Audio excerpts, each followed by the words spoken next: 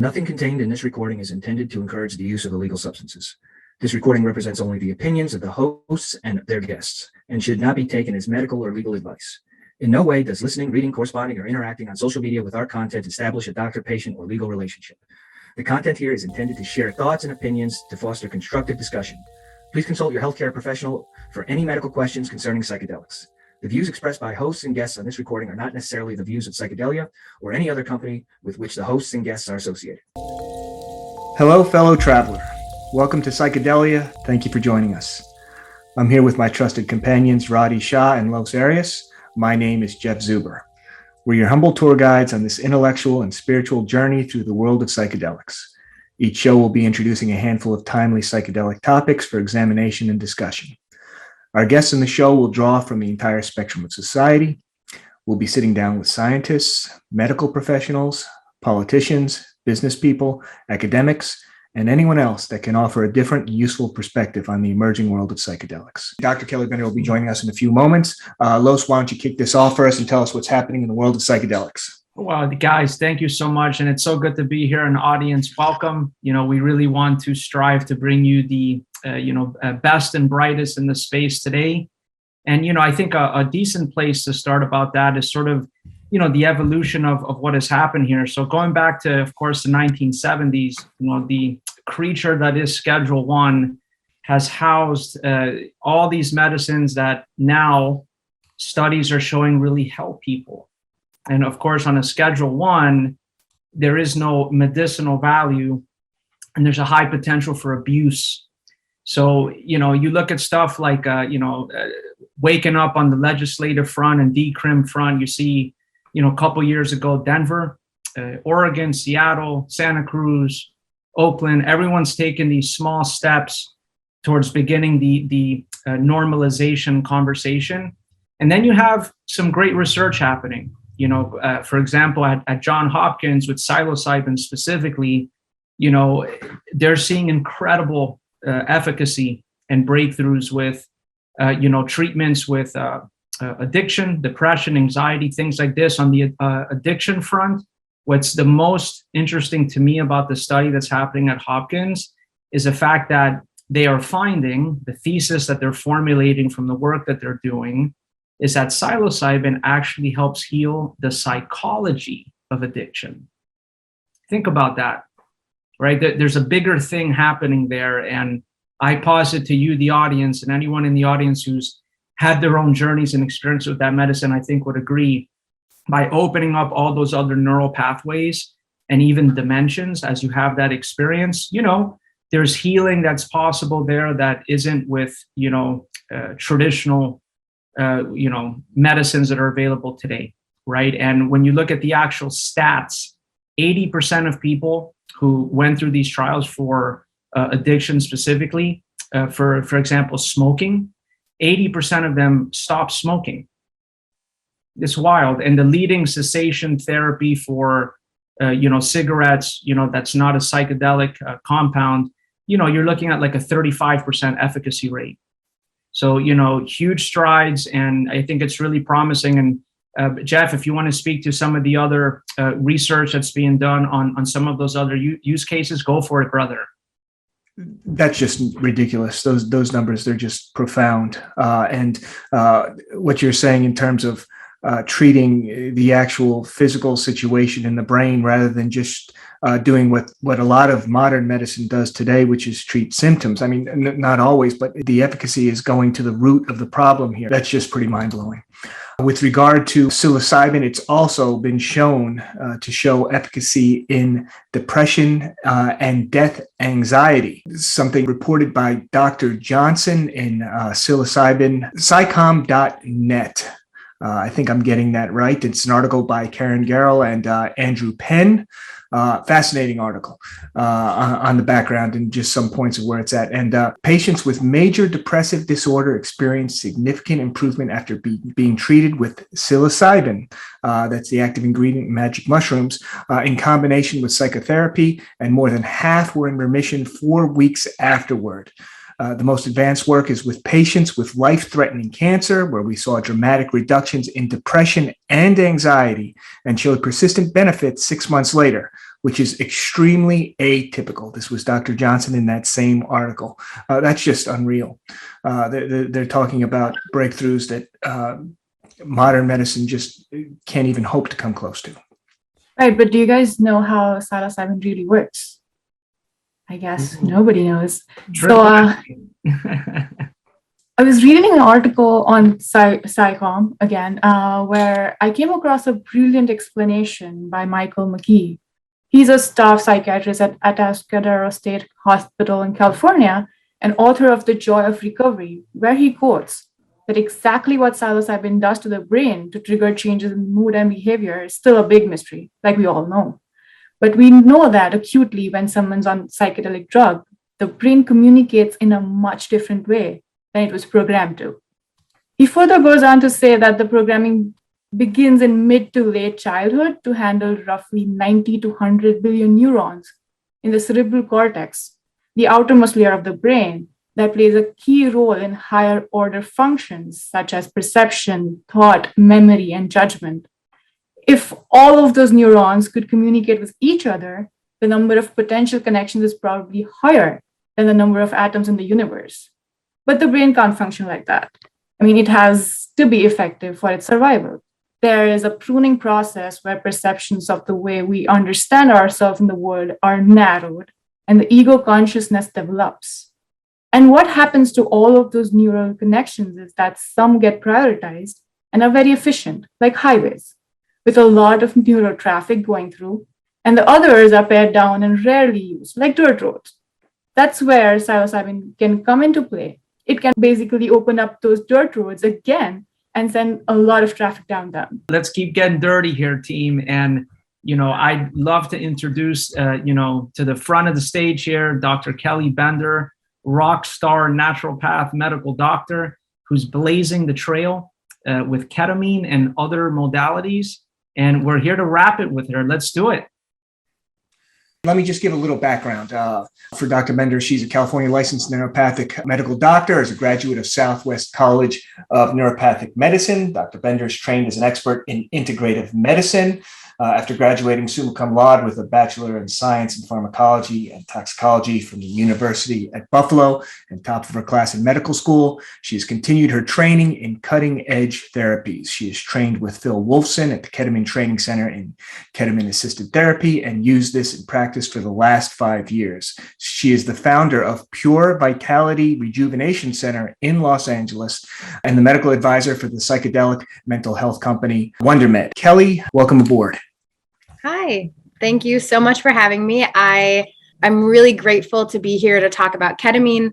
It's something that I think there's a lot of misconceptions around, and it's a newer therapy. And so I think there's questions. My patients have a lot of questions. It's something that's in the news a lot more often. And so I'm really excited to give a primer to anyone who's listening. Great. Well, right off the bat, what is ketamine therapy? Someone who's considering it, what would they be getting themselves into? Yeah, so ketamine has been used in medicine since the 70s. It was originally a medicine that was developed or found to be used as an anesthetic. So they use it in surgery along with other anesthetics to help you not feel the pain from surgery. Ketamine itself is considered a dissociative anesthetic. So the way that it works is it makes your consciousness, your feeling of self, not be so in relation to your body, right? It helps you dissociate from your body, which is why you don't feel the pain as much. It is an FDA-approved medication, so that's really important for us to note. So far, ketamine is the only legal psychedelic that's being used. And in the community, a lot of people consider ketamine an atypical psychedelic. It doesn't have the same auditory or visual hallucinations that you get with MDMA, psilocybin, LSD, ayahuasca.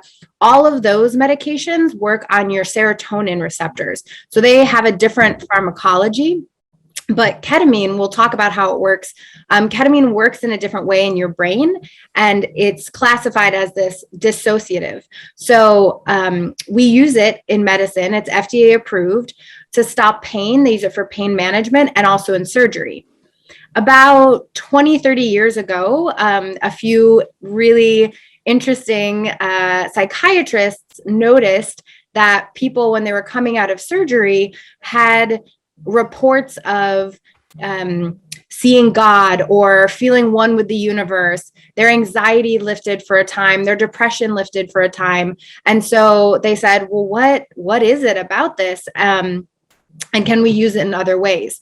So since then, there's been lots of studies that are going on about using ketamine in an off-label use for mental health. What that means is ketamine is FDA approved, so doctors are allowed to prescribe it. The FDA has said this is a safe medication for people to use. Of course, there's criteria. It's safe for some people and not safe for others. We'll talk about that. But generally speaking, this is a safe medication with some medical benefit. The FDA has said, we think that this is appropriate to be used in surgery and for pain management, but they haven't done enough studies to conclusively for the FDA to say, we want to put our stamp of approval on this for anxiety and depression. There is one option called Spravato, which is half of a regular ketamine. It's only one enantiomer. It's one piece of ketamine that is FDA approved for the treatment of treatment-resistant depression. So for people who have depression and they've tried, usually it's 4 antidepressants, and none of them have worked, then the FDA says, hey, give this type of ketamine a shot, and we think that's okay. What's important to note is it is completely legal for doctors to use a medication in an off-label use. It's actually done often, and a lot of people don't understand that distinction. Ketamine is a controlled substance. So the FDA has said, well, the DEA has said, this has a potential for getting into the wrong hands, being used in parties. We want to make sure that we have more control. So there's some control pieces around how to prescribe it, logging it, those types of things. But it is an FDA approved medication to be used in an off-label way. And a lot of doctors are using it off-label for the treatment of depression, anxiety, PTSD. I know doctors who use it for the treatment of OCD. They're using it in women's health for postpartum. They're using it for a number of different conditions, some eating disorders, addictions, like Los said with psilocybin. It's really interesting. I actually, I treat several people who are in recovery from different addictions, and they're always concerned about ketamine. So we have this conversation of the potential for addiction and things like that, but it is a drug that's used often recreationally and often not under the care of medical professionals, but it can be used in some cases for the treatment of these addictions. That was my initial introduction to the substance, that it was a New York City club drug. I didn't know too much about it, but I knew of it. Like all of my friends, they all knew of it. So I was surprised when I eventually learned that it was being used for therapy and it had this efficacy. And I was surprised for 2 reasons. One, it just didn't think of it that way. But then on top of that, normally when these drugs develop this recreational aspect and they get associated with that culture, sometimes it seems like it makes it a more difficult job for politicians to get the momentum in the other direction without killing their own re-election chances or whatever else they're doing. So it's amazing, and I think very, very heartening to hear in terms of being able to apply to other things. You said one thing. You said that it seems to be, and this isn't how you put it, but almost like a drug of last resort. Like you try everything, and if nothing else works, use ketamine. Does that make sense? Why do they have it set up that way? If you have a drug that has very low potential for abuse, seems to have such efficacy, why is it at the end of the line? So that's a loaded one, man. We can have a whole conversation about that. That's a whole podcast. Episode 2. Yeah, that's an episode. My background before medical school was pharmacology and toxicology. So I'm really aware of, how much goes into getting different medications FDA approved. there's a lot of liability. There's a lot to this, follow the money, insurance versus not insurance. Insurance companies typically cover medications in a certain way. So there's first line, second line, third line, fourth line. Oftentimes they're an increasing pricing. So the insurance companies want you to try a first line drug, which usually tends to be cheaper or have less side effects. And if you fail the first line drug, they'll escalate and pay for the second line, but they don't usually let you jump the queue, which in this case with antidepressants specifically, it's really difficult because oftentimes many of these antidepressants take 4 to 6 weeks to dose up to your standard dosing. You have to stay at them for a few weeks and then you have to taper them off. So a trial of a drug can take 3 to 4 months. And so if you have to do that 4 times, you're a year into therapy of nothing working before you're allowed to have insurance cover this. That's really an insurance component, which I think we'll talk about a little bit later. That does not mean that doctors are not allowed to make the clinical decision to try this before they try some other things, but they need to have a really pressing case, because as it stands right now, all of the governing boards and malpractice insurances and all those things are getting caught up. In undergrad, 15, 20 years ago, we were taught that cutting edge technology is about 7 years ahead of regulation, right? So cutting edge technology research takes a few years to trickle down into commerce and things like that, take even a few more years to trickle down. And by the time it reaches the governments are slow to move. And so medical boards are the ones who are having oversight, DEA, FDA, they're just slower to move. But I definitely think there's movement coming. I'm a lawyer by trade, been a litigator for over 20 years. So, I got problems, and this is relevant. And it's a very stressful business, and it creates a lot of mental health issues. And my profession, and I don't want to say that it's more or less, than anything else, but my profession is pretty renowned for it in terms of having these issues: stress, anxiety, depression, all of these things. If I were to show up at one of your clinics, what would my patient experience be? Yeah. So the way we do it is there's an intake, a screening intake to make sure, number one, that this is safe for you. So there are some contraindications. Ketamine, the way that it works, can increase heart rate and increase blood pressure transiently. So it increases it normally just during the session, which is about 45 minutes, an hour, a couple hours. But normally that comes back down.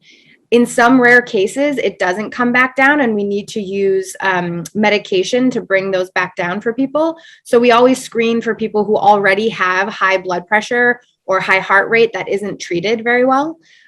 We screen for, pregnancy, some thyroid conditions. There's a few things we want to make sure that this is safe, but in general, ketamine, medically speaking, is a pretty safe medicine. They use it in the ERs when people are coming in pain and things like that without knowing a whole lot of medical history. They use it in the field. Paramedics use it. Medics, Army medics have it have it with them all the time. I've worked with some Army Rangers, and they have like these ketamine lollipops or ketamine nasal spray that everyone gets to take into the field, because if they're away from their medic and their medic can't get to them, they use that because it takes away the pain, and it allows them to stay present until someone can get to them. So it's relatively safe. Again, you need to get checked by a doctor to make sure it's safe. And then we need to see if it's going to potentially be effective. So do you have a condition that we think that there's some pretty good evidence or a reason for us to give this to you? Anxiety, depression, PTSD. For me, I like to get to know a patient, because the way that one person experiences anxiety or depression can be very different from someone else. And for me, I want to know if this treatment is being effective. So if your depression shows up like you can't get out of bed 5 days out of the week, I'm going to note that in the chart. And then when we check in and you say, I still can't get out of bed.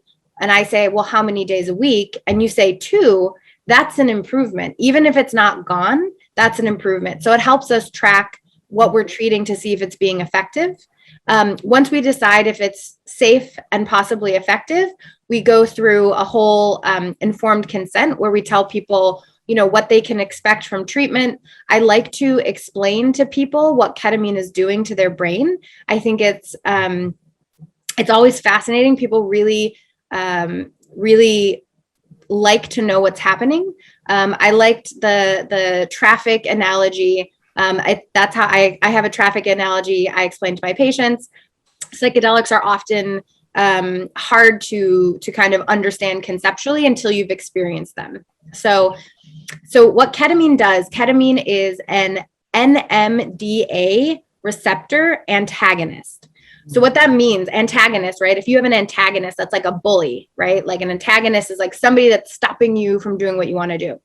That's the term we use in pharmacology to mean that something is like blocking or stopping the action. So ketamine is an antagonist to this certain receptor, this kind of like channel. And normally when that channel is happy and doing its thing, glutamate can come in and out, right? You have this free flow of glutamate, which is a neurotransmitter. When ketamine comes on the scene and is like, hey, you're not coming through here, it blocks the flow of glutamate. And what that does is it's like unplugging that neuron. So it's not turned on anymore. Here's the really interesting part about the neurons that ketamine seems to have a specific affinity for. So in the front part of your brain, there's a portion called the default mode network, which is kind of exactly what it sounds like. Scientists aren't super creative. They usually tend to name things very standardly. So your default mode network is the part of your brain that controls different parts of your physiology and different parts of critical thinking, that when you're on default mode, when you are not thinking about things, it's the programming that's going to happen. When you're a baby, so the way I like to explain it to people, and all of you science people out there, I know that this is not literally what it looks like, but bear with me, okay? So the way I describe it to people is it's like a map, like a road map that's a bunch of intersections, right? So you have roads going north and south and east and west, and every intersection has a stoplight. When you're a baby, all of those stoplights, all of those intersections have green lights. There you go. You can get from here, from this downtown to uptown in a bunch of different ways. As we get older, our brain wants to preserve gas or fuel, and we don't want to go down a road that's a dead end. So if there's a bear, if you see a bear and you're like, I wonder if that bear is my friend, and you go down the road and you decide that bear is not your friend, you put a red light there, that saves your brain. Every time you see a bear, you don't have to think, oh, is that bear my friend? And go through that whole pathway, right? So it's beneficial in a lot of ways. I think it's one of the things that has set us up. Other animals have it too, but as a evolutionary kind of like species wide thing, it's beneficial. When it is maladaptive or not good for you, it's when you put these red lights up and it says, I'm not lovable. I'm not safe with the people who take care of me. Bad things will always happen, right? So we get these red lights that are put up around our brain that once those neurons are plugged in and the red light is on, that red light is on. It's really hard to turn it off. We can go around it. And so oftentimes in therapy, therapists are literally trying to find alternative routes to get around that red light. What ketamine does is it unplugs that glutamate's the power. It unplugs the power, and those red lights turn green temporarily. So all of these thoughts that you haven't been able to think are able to happen. And so oftentimes people have a sense of wonder, awe, they feel connected to everything, they feel love. but they can also process traumas that they have put up these red lights around, right? And so it's important for people to know that this can happen.